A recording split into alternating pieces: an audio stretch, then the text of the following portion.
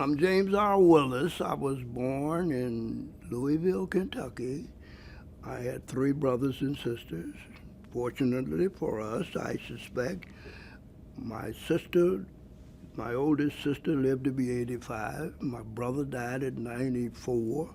My sister died at 92, and today I'm 98 years old, and I'm still functioning. Well, I do practice law.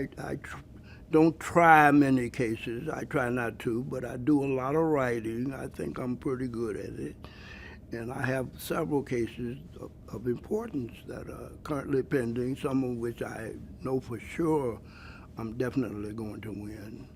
And the people who are the recipients of my efforts, they will certainly be proud because a couple of them are going to get out of the penitentiary. I almost guarantee that. Over my lifetime, I've tried a lot of very interesting cases. I tried a case involving the homicide where a person claimed he did kill an FBI agent, but he claimed self-defense.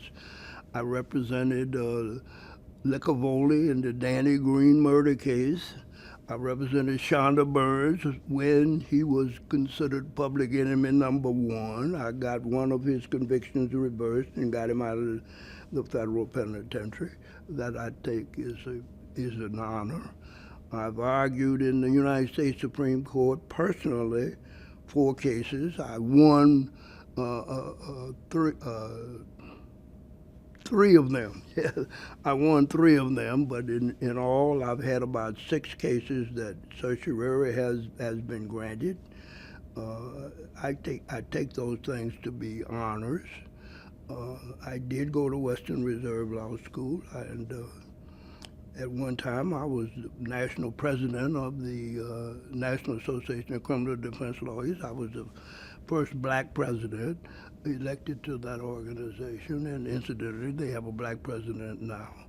And I've fraternized with some of the best lawyers that ever lived, and I'm proud of that fact. Well, they found me because I had a good reputation. I was a winner. I won a lot of cases, a lot of big cases, and I lost some big cases as well. But the reality is, if you wanted a deal and you wanted somebody to work out a plan for you with the government and you wanted to be an informant or something, you didn't come to me. So I had a reputation of being a lawyer that if you want to go to trial, you got to hire Willis. And a lot of people did. And my family is most grateful. Well, I always had confidence in myself. I believe that I was as good as the next lawyer. And it used to bother me when people would try to talk down to me, when in reality they should be talking up to me. Western Reserve was tough. Western Reserve was tough. And I'll always remember that one of the assistant deans, or at least the assistant dean, if they only had one, he told this story, and I've heard that it's been told elsewhere. And he told the class of freshmen, look at yourself, look at the guy on your left and right. He said, two of you are not going to graduate. And I had another professor who once told the class, he says, I give out a lot of A's and a lot of F's.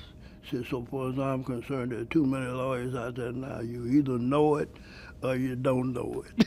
If you know it, you get an A. If you don't know it, you're going to fail. That's how tough Case Western Reserve Law School was. And we had some tough professors, very good professors.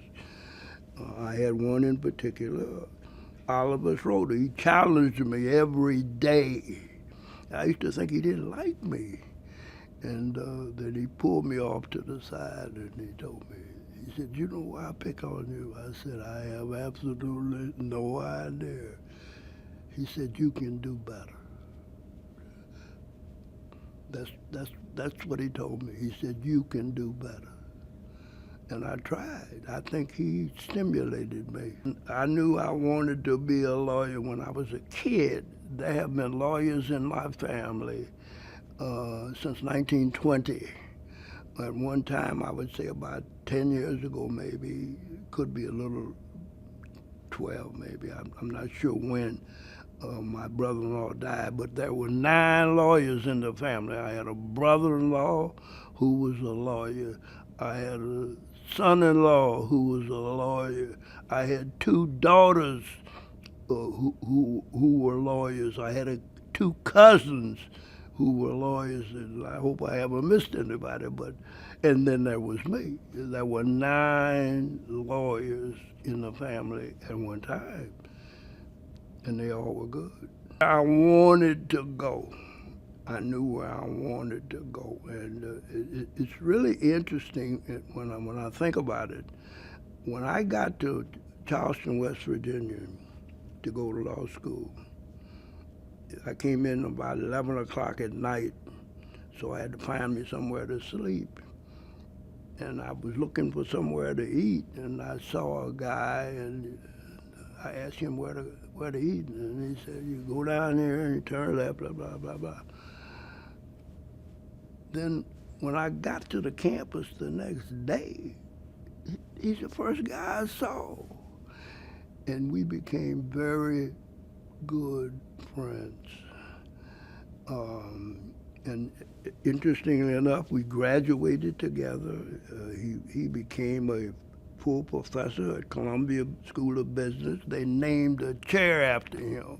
So those are the kinds of guys I went to school with. I went to school with a guy who earned a Congressional Medal of Honor as a colonel, and he went on to become a lieutenant general. One of the best friends I had in the world was a pilot. He was a brigadier general. So these are the kinds of people that I met in college. Carl Stokes, for example, was at West Virginia State with me, and a lot of other people like him were in school, and I was a good student. I graduated with honors. That was a tradition in my family, and I was considered the dummy in the family. When I came to Cleveland, Glenville, for example, the 105th Street area was prestigious. It was a very, very nice area. And as a matter of fact, that's where my friend had his restaurant. And I spent a lot of time out there. I spent a lot of time with him. I give him a lot of credit for the success that I've had in Cleveland, because he was technically in the numbers business. His uncle was a big numbers operator. So I got some cases through him, and that's how I ended up representing Shonda Burns, who was a big overseer of all the numbers in the county. And when he got in trouble, so they say he killed somebody, he came to me. He said, "I heard about you." I started out with a guy by the name of Charles Mosley. He was a dapper Dan too. He went to law school. Very smart guy. Ended up being general counsel for RTA. But I met him, and eventually we became partners. I had an uncle who was sort of notorious, and my father tried in vain to keep me away from him. And I recall one time that he bought me a bicycle, and my father asked me, "Where'd you get that bicycle?" I said, "I got it from your brother." He said, "Damn it, follow me." So he took me. His brother had a bar, and had a pool room and a bar. So I went up to the bar, and he went into the bar, and "Where the hell is Leroy?" Leroy came out, and he said, "What's up?" He said, didn't I tell you I didn't want you to be around my sons? I don't want them to grow up to be like you. He said, hell. I said, you gotta be crazy. I don't want him to grow up to be like me. He said, well, I'm teaching him something that you can never teach him. I said, and my old man said, what the hell is that? He said, I'm teaching her to deal with people like me. So you asked me a question, how could I deal with all of these people? Blame Leroy. He taught me how to gamble, and I was good. He taught me how to shoot pool, how to shoot dice, how to play ping pong and play cards, all for money.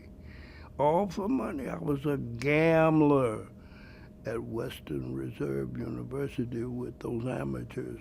That we used to have a poker game in the basement. They couldn't understand why I was winning all the time. I understood. Not only was I better than them, but I knew how to deal the cards. See, I don't ask people when they come into my office and they want representation. There's one question I never ask them. Are you guilty? I don't care. The responsibility of the state is to prove them guilty. And if they cannot do that, that's their problem. That's not mine. So I don't ask the guy, did you kill the woman or did you rob the bank? I don't care. The only thing I care about is am I going to get paid? And that's a true story. I did not accept assigned cases, the cases where the judge appoints somebody to represent some indigent, some guy with no money to represent him. I didn't accept those cases. Now I got appointed. Two of the best cases that I ever represented anybody on, I was appointed to. One was a murder case where the guy ended up being sentenced to death. Jerry Gold and I were both appointed by Tom Perino, who was the judge at the time. As a matter of fact, when he tried to appoint me, Jerry Gold was a public defender, and he appointed me, and he said to be one of the attorneys, and then he appointed me, and I told him, I said, I cannot represent this guy.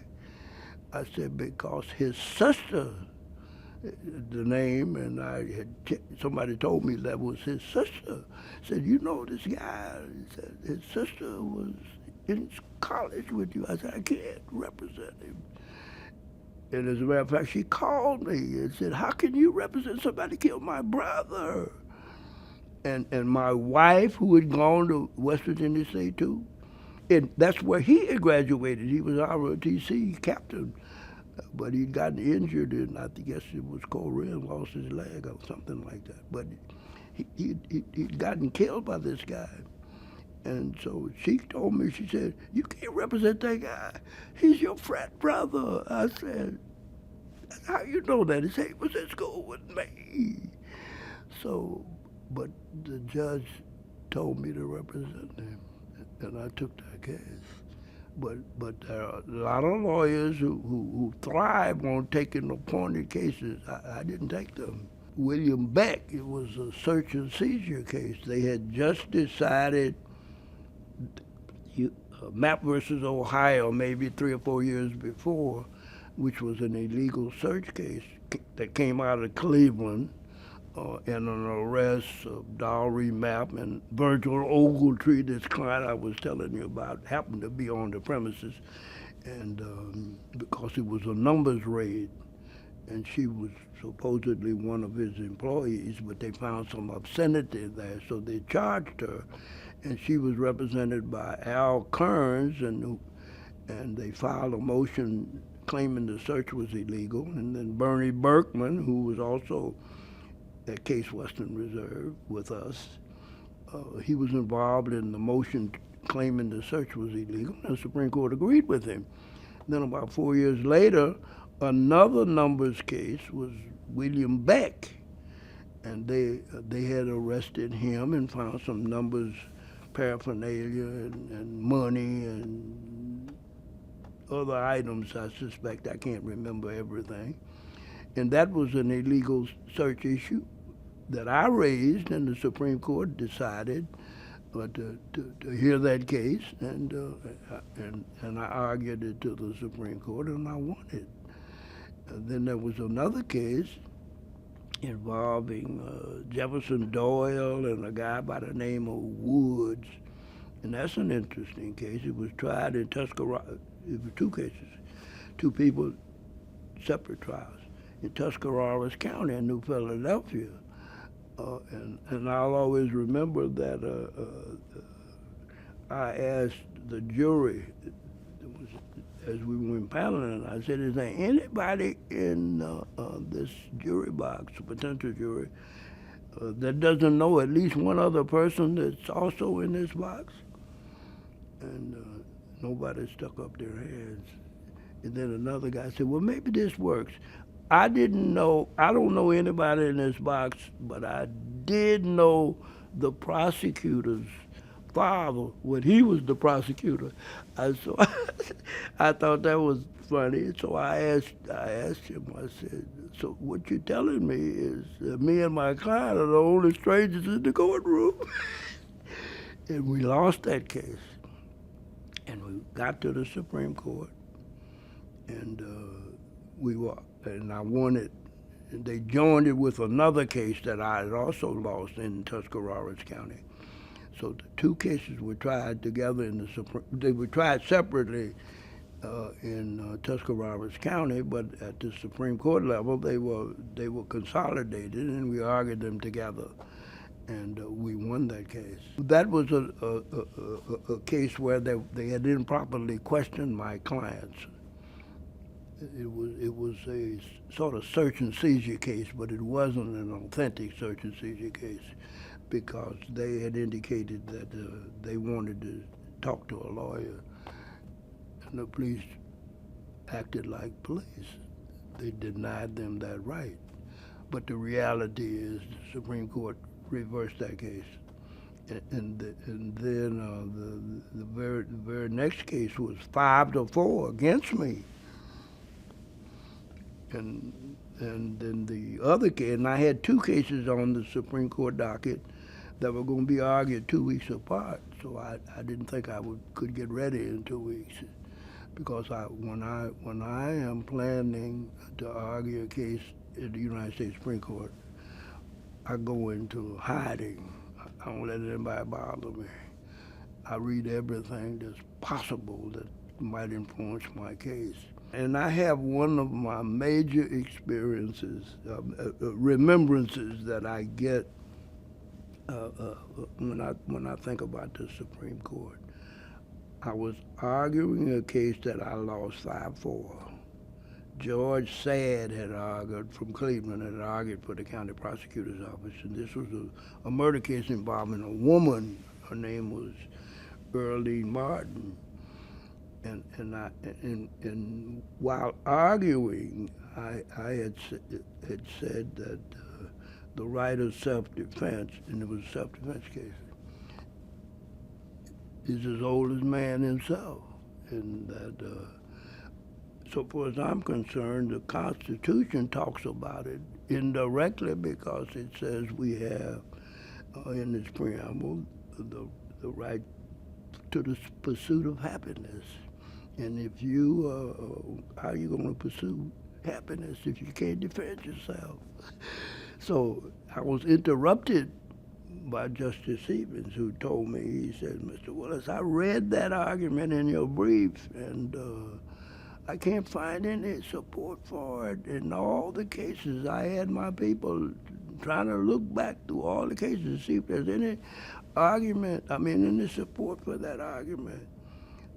And this is, I think, is my best example of repartee that I have ever come up with. I told him, I said, well, Mr. Justice, if you say that there's no authority out there for my position, then I accept it. On the other hand, if I'm to be blamed for calling that to the attention of the Supreme Court, then so be it. Everybody in the courtroom let out a roar. The marshal almost fell out of his seat laughing. He said, how did that brother come up with that one? I said, then if I'm to be blamed for calling it to the attention of the Supreme Court, then so be it. I always had my gun loaded. So I had a good time. I had a very good time doing whatever it is that I do. I'm elated. I am absolutely elated, and I'm ecstatic too, to think that they reached back and got me. And the dearest friend that I had, one of them anyway, from the law school was Jerry Gold. He and I were extremely close. And when I got the call that I had been selected, I said, let me, I said, I'll bet my friend Jerry Gold has been selected. Bingo. He was there. And he was a very good friend of mine. He's a very good friend of mine. As a matter of fact, a passage in his book that he wrote, he dedicated to me. And I'm very proud of it. A lot depends on this election. A lot depends on this election. Because if Trump gets elected, the next person he puts on that Supreme Court is going to be a replica of what he put on there when he was in office. And so far as I'm concerned, those guys are wrecking the Constitution. That's my belief. They're too damn conservative. They resent, a lot of people resent the period of time when, during the Warren Court, when people respected the idea that the rights of the very best amongst us are only as secure as the vilest, most reprehensible are protected. A lot of people don't understand that. They shy away from it, and they don't believe policemen lie, and they do. I can cite cases of mine where the court recognized that they lied, and they did nothing about it. That's the tragedy, and I'm not ashamed to say that. You see, I learned one thing from my uncle, who was a card player. He taught me. He said, you always have to play the hand you've been dealt. He said, the best player is not the guy that can play a good hand good. It's the guy that can play a bad hand good.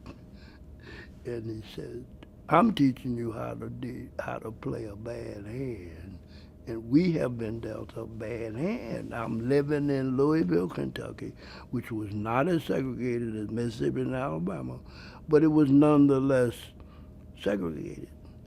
And an interesting story I like to tell is one of my favorite justices of all times is Louis Brandeis. And I like to tell people that he grew up in the area that I lived in. And I just think about it, and I say that if it had not been for segregation, I would have went to the same high school that he went to, which was Male High School in Louisville, Kentucky. He graduated from that school. That's the school I should have gone to. But I went to Central Colored High School in Louisville, Kentucky, located not too far from the school that Brandeis went to. Now, I'm not saying I would have come out like Brandeis, but he's damn sure one of my heroes. I would put him, if they asked me right now, say, who are the five smartest guys that were ever on that court, I would start with Brandeis. Then I'd put Scalia right there with Holmes. And Douglas is my hero, and Warren I'll never forget. My mother, who was very dear to me, told me when I was 20 years old and I had suffered serious loss, she told me that you can come back from this. I have confidence in you, but you have to leave this city. I said, but where can I go? She said, you go back and get your discharge and you come back here when you can forgive and forget. Something that happened to me, and I followed that advice. I went to Baltimore and met someone that turned my life around.